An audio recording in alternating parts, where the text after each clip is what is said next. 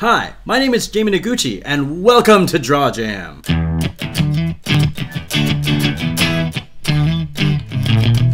Today we're going to be talking about sketching in Photoshop, which is kind of like sketching on paper, except you have the added advantage of all the colors that you could ever want, and the ability to layer stuff or take a piece of a sketch and transform it, make it bigger or smaller or rotate or that kind of thing. So we'll go over some of those tips and tricks and things like that. But essentially, if you can sketch on paper, you can sketch in the computer. You just have to get used to the way your stylus works and that kind of stuff. So this is going to be part one in a series of different tutorials. So we're going to start with sketching. We're going to go on to inking, and then various coloring methods, and that'll probably be a couple different episodes because there are many ways to color your line art. So enough with the jibba jabba, on with the drawings. Bam. Alright, before we get started, let's talk a little bit about the software I'm using for this demo. This is Photoshop CS5, which is very old and out of date. I basically waited until Adobe added the rotate canvas feature as standard into Photoshop and then stopped upgrading. So whatever you're using is probably more modern and up to date than what I have here. But the techniques I'm going to be talking about are universal to most versions of any software that you can rotate a canvas with and use layers and opacity and all that kind of stuff. Plus, it's sketching, so if you can sketch on a piece of paper, you can sketch digitally. Alright, so I usually start off with a square canvas when I'm just goofing around. 3000 pixels by 3000 pixels. It's high enough resolution for me to make something that I can print out if I ever wanted to print, and low enough that it doesn't slow down my computer if I get too complicated and complex with stuff. I usually draw in full screen mode, so when you get your new canvas you hit F, and this is what it looks like. So if I ever have to move something over to the edge, I don't have to worry about resizing it and all that kind of stuff. If I'm in normal mode and I can't really go off to the edge and zoom in to what I want, so that's why I usually use full screen mode. If you hit F again, all your tools disappear, so you can just draw and do what you want if you know exactly what your hotkeys are doing. But if you're not good like that, it's good to just be in full screen mode here. I like this mode because my color palettes are here to the left, and then I can get the colors that I want and all that kind of good stuff. Other things that I like to use when I'm sketching, there's a brush set that I've paid for, Friendin brushes. He has a cool brush set, and you can access that in the brush presets tool here. I've got a couple of preloaded ones. There's the Stumpy pencil, which I like to use every once in a while. I think you can download these for free. The ones with the dots here are all the ones that I've paid for, so I think I'll just use the Stumpy pencil for this demo. Alright, start off in a new layer, and I'm gonna sketch in black and white, and then at the end change colors for the inking process, but I'll get to that in a bit. Oh, and before you start, always save. So we're going to call this, oh, I already did one of these, but we're going to rename it Owl Hat. We're going to save over because there's nothing in here. I messed that up. So save, replace. Yes, replace. All right, so sketching in Photoshop. Basically, if you can draw a sphere, let's see, zoom in, zoom. If you can draw a sphere, a tube, a cube, or cone, you can pretty much draw anything. So if you can draw all of these objects on a piece of paper, or in Photoshop, or on your tablet, or anywhere else, you can draw pretty much everything. So that's basically what we are going to do. Oh, okay, I use a lot of hotkeys when I draw, so I'm going to try to explain what I'm doing. To access the hand tool, and you can reassign these in Photoshop if you like to, but I just go with the defaults. So the hand tool allows you to zoom around and move the canvas, and then when you, to access it quickly, hit the spacebar, and then the hand comes up, and then to go back to the tool you were using previously, let go. I was using the zoom tool previously, so That's why the magnifying glass is still active. But we're going to hit B for brush, and we're going to make sure we're on the proper layer. And I'm going to sketch a girl with an owl hat, or a vaguely looking owl hat, a vaguely owl looking hat. So let's start with a little brown ball and sketch in the hat thing. Vaguely owl looking hat. And there you go, done. We've done sketched in Photoshop. All right, so just kidding. All right, I kind of want to change the angle. So use the lasso tool, select what you want, and then I'm on a Mac, so I would hit Control T for transform. I believe on a PC it's Control T, and then let's see, I'm going to change the origin down to the bottom of the neck and then turn it slightly here. Deselect and then move this around.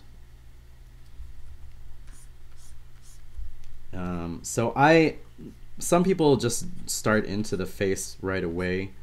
I like to kind of draw the general shapes, the underlying features of a shape before I get to the details, to sort of give me a structure to build my lines upon, which you won't see in the final version, but I like to have an understructure of what I'm drawing. It gives it the feel like there's something underneath. It's not just the lines, that there's a structure underneath what you are drawing.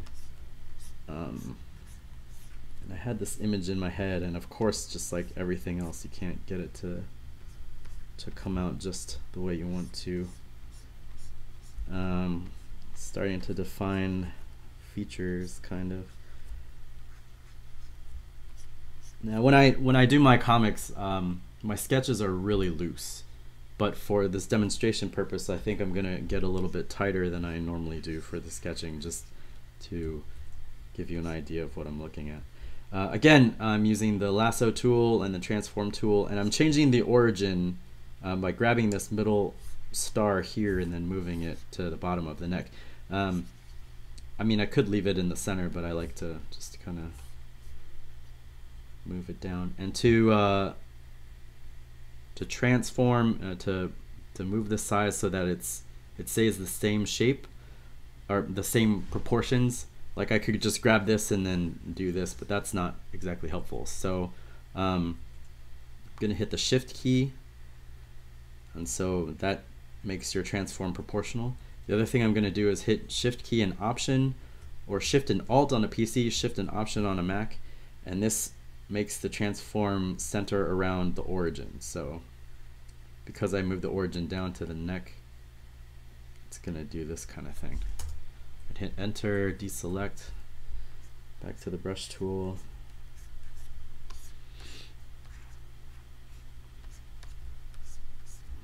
Let's see. Put a hand there. Hands are always good, even if you don't. Hands are good in general to give your character some personality. Sometimes I cheat when I'm drawing comics and I don't draw in hands, but I like to, in theory, I like to put hands in a frame to help add to the personality of a character. Arms are just tubes, vague tubes. I haven't done much with the owl thing here, but I'll get there. It's gonna be an owl / monster cutie, so if you're familiar with my work, you might be familiar with these crazy monsters that I like to draw. So there are proportions in a face if you're looking to do realistic proportions, like the face is 5 eye widths across, and then there's like a triangle between the edges of the eyes to the bottom of the nose and all that kind of stuff. And you know, we can talk about that at a later date, but this is sort of more of a stylized illustration, and I'm just going to go with the proportions that look right to me for the type of thing I'm going for. So plus I suck at realism, so all right, so monster, let's see.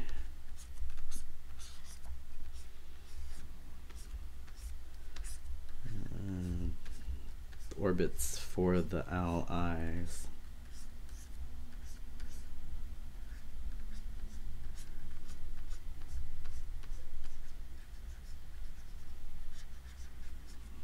Okay.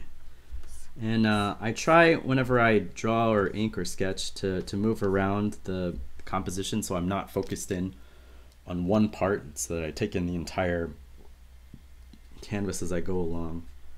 So you'll see me hit the space bar and move around a lot. The neat thing about Photoshop CS5 and probably in the later versions is that, you know, when you slide over and let go, there's a velocity to it, so you can just kind of flick and whip around the canvas. I'm gonna stop that because you might get dizzy. So nose shapes, I constantly draw and redraw noses. I suppose I should figure out a specific way that I draw noses, but every time I draw a nose it looks slightly different. I'm gonna add in some shading here just to define the shape a little bit more for myself.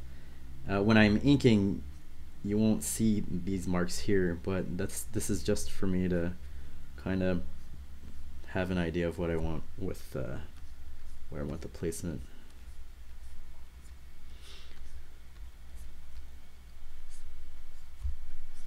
Define the bridge here.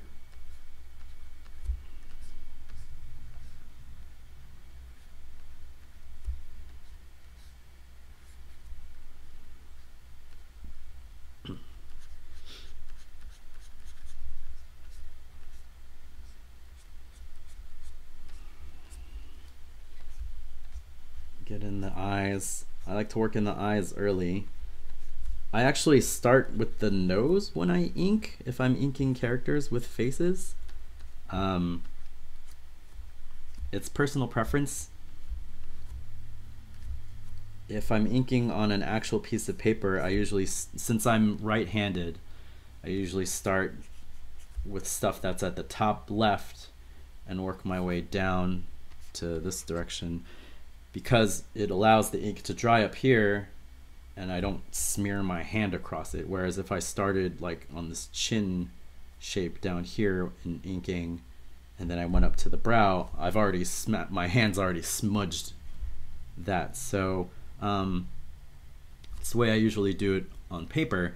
Digitally it doesn't matter. You could start at a toe, or you could start, you know, zoom way in and then start out on the eye. But I don't do that. So when I'm working on characters, I start with the nose. I don't know why. It's just something I like to do.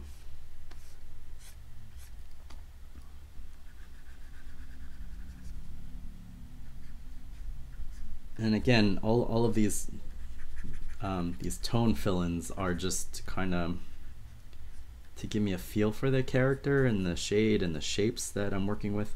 They won't necessarily show up in the final inking, but they help me define for myself what I'm trying to get across. I'm gonna expand the brush size a little bit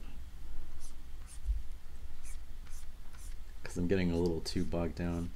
It's really easy to get hyper focused in on the face because that's where most of the personality is in a character. Even if I'm working on a monster or a creature or a cutie of some kind, I'll focus in on the face a lot.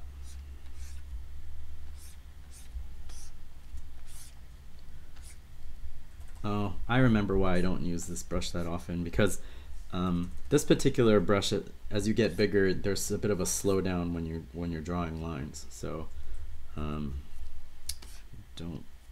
use that one that much. But whatever, you can use whatever. That's my answer for everything. It's what do I use? Whatever, whatever. That's why artists are terrible. They use one thing and then try another thing and just stick with what works. It's probably why it's so difficult to market products to artists, because once you buy one thing, you just kind of stop. Like for me, for instance, Creative Suite is out with there's 5 more versions beyond CS5 or 6 or whatever.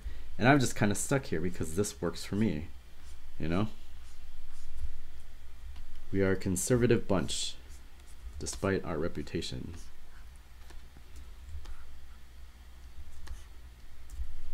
Alright, so for once I like the face. The shoulders are way too close together, so I'm going to extend those out a little bit. And let's see. I'm going to deal with some of these other things on a different layer. So I'm going to start a new layer. It's a good idea to label stuff even if you're just drawing for yourself, because you might come back to this months from now and forget what's going on. So I'm just going to start labeling things like a smart person. And let's call it a face. Hello. Hello, keyboard. Hello. Oh, there we go. A little bit of a delay. All right, face.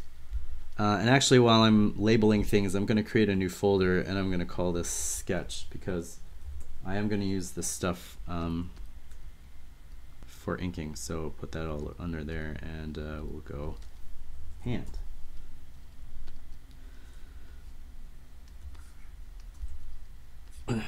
Alright, so this is how Jamie draws hands. Big lump, another lump, and then another lump, and then we're good. There, done. That's a hand. No. To get a little bit more specific, hands kind of fan out, so hands and hair and faces, those are all things that I have difficulty drawing. Also, I'm going to undo all this stuff because it turns out that I wasn't drawing on the layer that I just created. So go back in your history and undo a whole bunch of stuff. And oops, erase. Oh, so if you don't want to use the back of your Wacom pen, oh, I forgot to also mention I'm using a Cintiq Companion, which is a Wacom product, and you can use the back of the pen as an eraser. But if you don't want to use that, you just hit the E on your keyboard, hold it down, erase, and then let it go, and it'll snap back to your brush tool, so, or whatever tool you were using previously. The ear is going to get covered up by the monster, but I'm just mapping that in there. All right, hand, there we go. It's not good enough just to name a layer, you also have to make sure it's active when you're drawing on it. This is live, folks. Live tutorial stuff.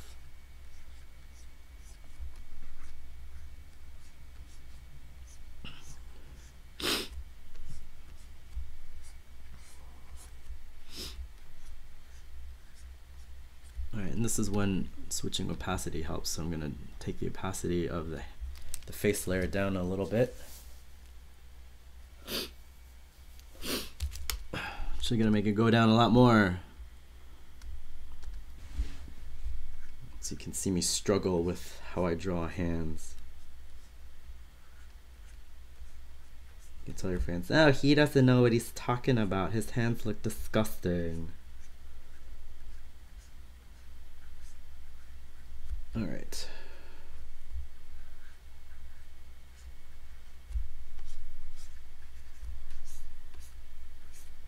That's okay. Bring it down a little bit, because we don't want to cover the whole face.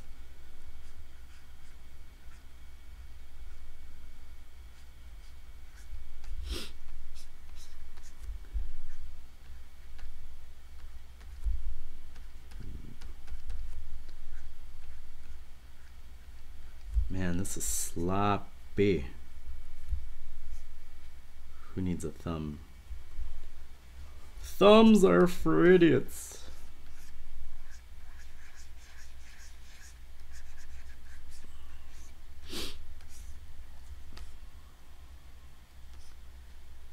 Alright, so we got the face, we got the hand. Let's erase some of this stuff back on the base sketch. Bringing that back up to full opacity. Full opacity. And armed and full opacity.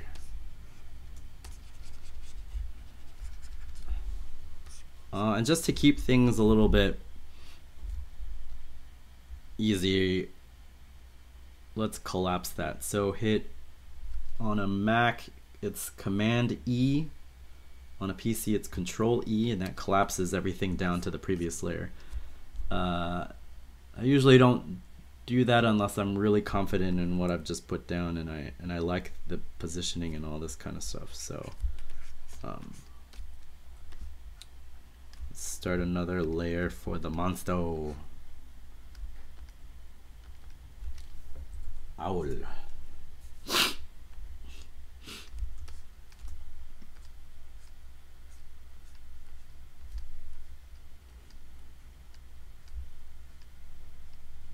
And this isn't necessarily like a realistic owl. This is just sort of like a artistic interpretation of what an owl could look like.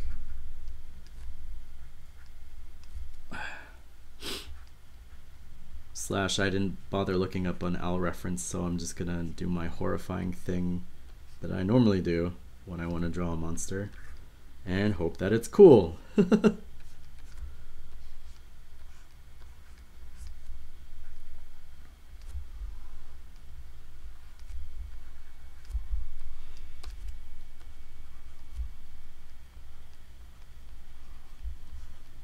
Alright, and I can define these ridges a little bit better when I start inking, but let's see.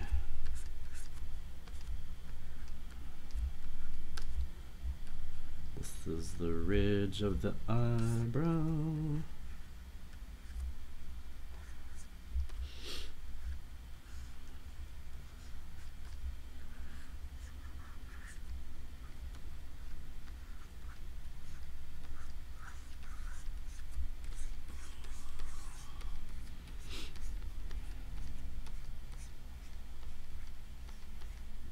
Gonna be kind of a mess when I ink it. I'm just kind of giving myself a roadmap here. You could be a lot more specific if you want to, but I kind of like to let those weird happy accidents happen when I'm inking things, especially if it's a creature. So for this, I'm just kind of outlining the basic structures and the geometry I want to keep in mind when I'm inking. When I get to that point, it's not going to look like this. It's going to look completely screwy. But this sort of gives me an idea of where I was thinking, what I was thinking when I initialized this stuff.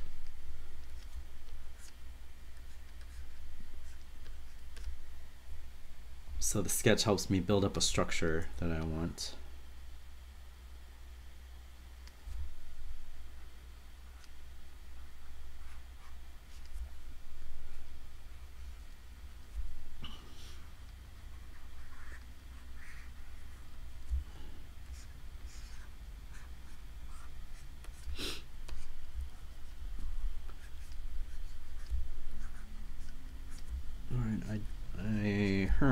I think I want to. I think it's too owly, and I think I want to push the eye proportions a little bit, and sink them back into the face. So we'll have this in here, and I'll do that kind of thing. Let's see, where would the top of her head naturally fall? It'd be back here.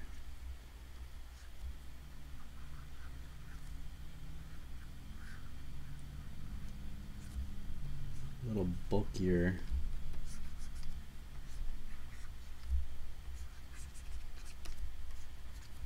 All right, let's see what's going on here. Zoom out a little bit.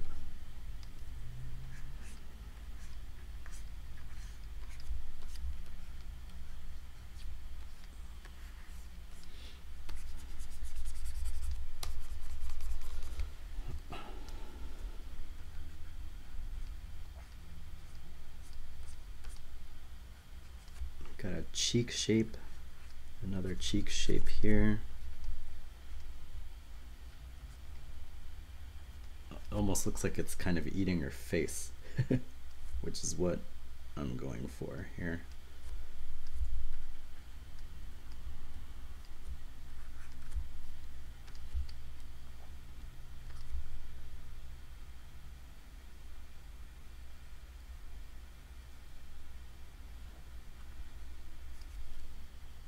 These wings slash claws slash whatever this is.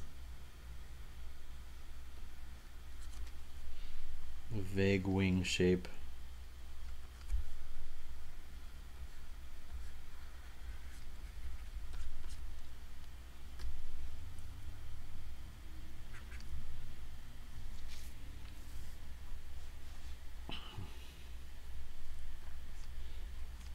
Let's give her some gauntlets or some kind of arm covering. That'll be defined more clearly in the inking, hopefully.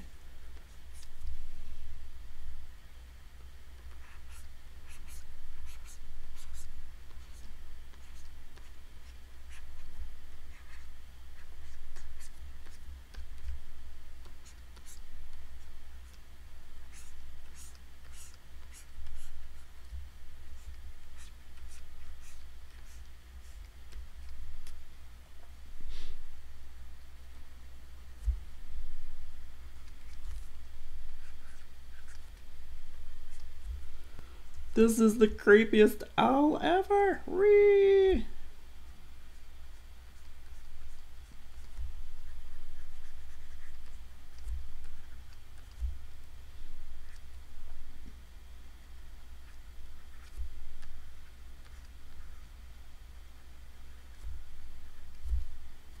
Let's bring back the opacity of the bottom layer.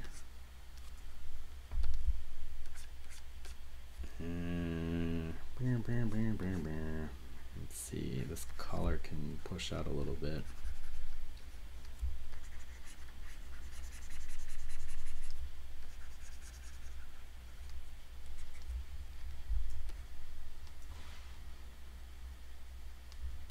Okay.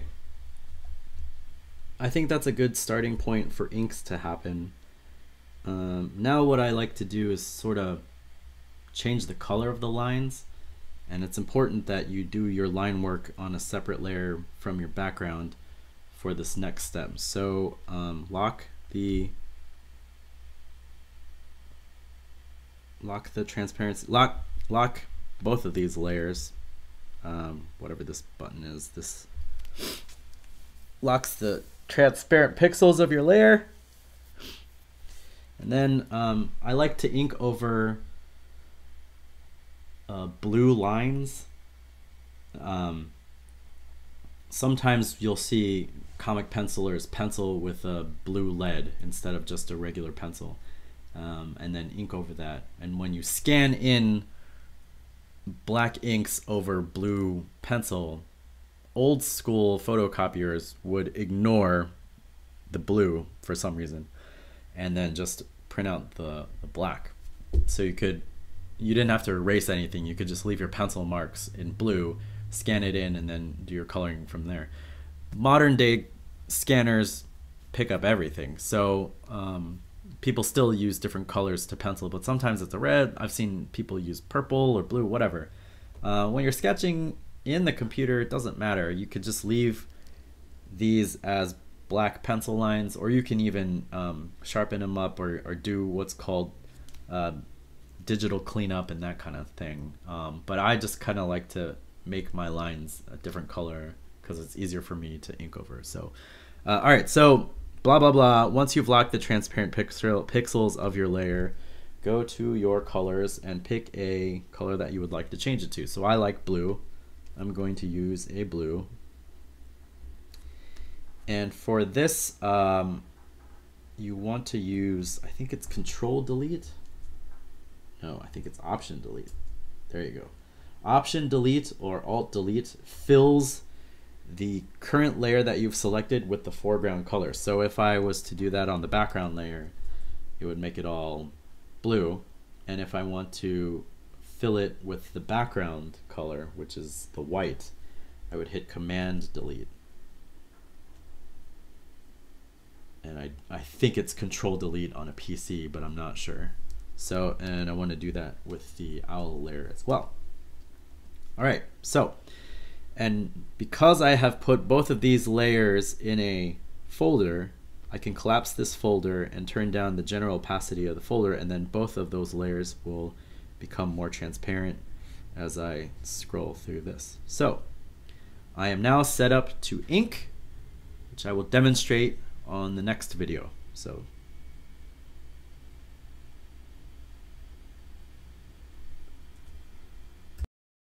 alright, that does it for the sketching part. We're gonna go into some inking. I'm probably gonna tweak the sketch in the inking part because some things might not be right, like the proportions I might want to change the proportions, but I'll get to that in the inking part. So for now, thanks for watching. Click subscribe if you like what you see, and we'll catch you next time. All right, bye.